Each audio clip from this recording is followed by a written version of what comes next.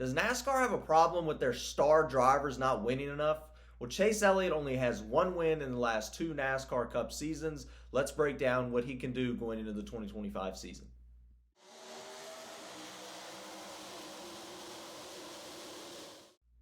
Hey everybody, welcome to Dirty Air. I'm your host Alex Lambert, and we are now 41 days away to the Great American Race, the 2025 Daytona 500, to kick off the new NASCAR season. It's exciting. We're getting closer. We're a little under a month and a half away from the start of that NASCAR season. We're obviously very excited. There's some big storylines going into that. Well, one thing I want to talk about is something that I feel like hasn't quite been covered a lot by the main NASCAR media over this offseason.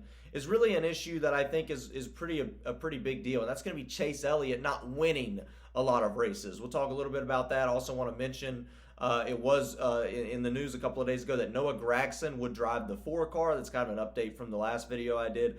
We didn't quite know the car number that Noah Gragson would drive at the time, but it will be the number 4 car for Front Row Motorsports. That's obviously exciting news there for him, that he will drive that 4 car moving forward. A lot of the SHR team members and crew members will be going with Noah Gragson over to that team, right? So that's sort of a kind of a Stewart-Haas team switching over to Front Row Motorsports. So that's certainly exciting there. And we'll have to watch and see how Noah Gragson does on that team with Front Row. I talked about how Front Row needs a little bit of experience on the team. I think they could have it with that team right there. But anyway, I want to talk a little bit about Chase Elliott. And, this is a little bit of off-season news, but this is something that I feel like has not been covered well by the NASCAR media. And that's Chase Elliott only has one NASCAR win in the last 2 seasons, right? I mean, you can go back to 2022. Obviously, there were injuries involved. Chase Elliott was hurt for a large portion of the season. Had a good average finish, but did not really contend for wins in the 2022 season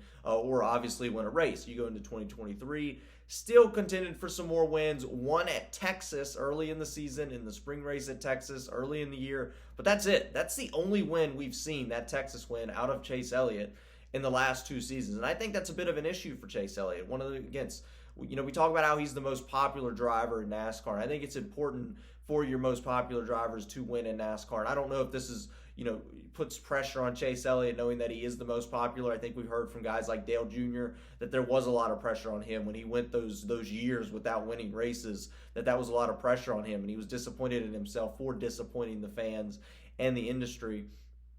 I don't know if Chase Elliott feels that same way at all. He's not very vocal about certain situations like that. He doesn't get very emotional when he's in a press conference room or anything like that. But I have to imagine that does weigh on him slightly. I do think Chase Elliott, he is trying to win more races. Once again, this isn't like his average finish has fallen off, right? He's still consistent. He's still up front. He was even up front in that 2022 season where he got injured for a large majority, a good portion of that year. This isn't like a Kyle Busch where Chase Elliott's fallen off of a cliff, right? Where Chase Elliott is no longer even contending for top 10s or top 20s at times, right? This isn't that type of situation. This is only a winning issue. And I think if I look at it from a fan perspective, I want my driver to be winning races, right? I mean, when I think of Kyle Busch, I want him to be winning NASCAR Cup races. That's the most exciting. And with Chase Elliott, only one win in the last 2 seasons is certainly a bit disappointing to me. 2022 was obviously a major setback for him as far as, winning races, winning the championship. And I think 2024 was certainly, an increase in that. Was certainly better, right? Got the win at Texas.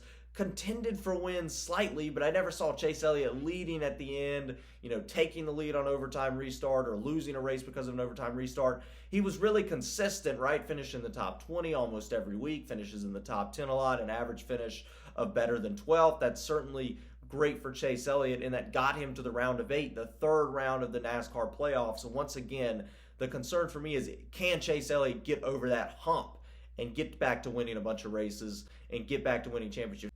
I go back to 2019, where Chase Elliott had 3 wins in the NASCAR Cup Series. 3 wins in 2019, 5 wins in 2020, where Chase Elliott won the NASCAR Cup Championship and constantly contending for wins during that season. 2021, 2 wins, a little bit of a setback on wins, but very consistent, had a great average finish of better than 11.5. 2022, we have the 5 wins, the most wins of all drivers in 2022, that first year with the new car era. And then once again, we go into that 2023 season where Chase Elliott gets injured, 0 wins, and then 1 win in 2024. So there's been an obvious step back in the amount of wins for Chase Elliott. what can we look at moving forward, right? What can we look at going into the 2025 NASCAR season for Chase Elliott? I think it's positive, right? I think Chase Elliott's on the upswing.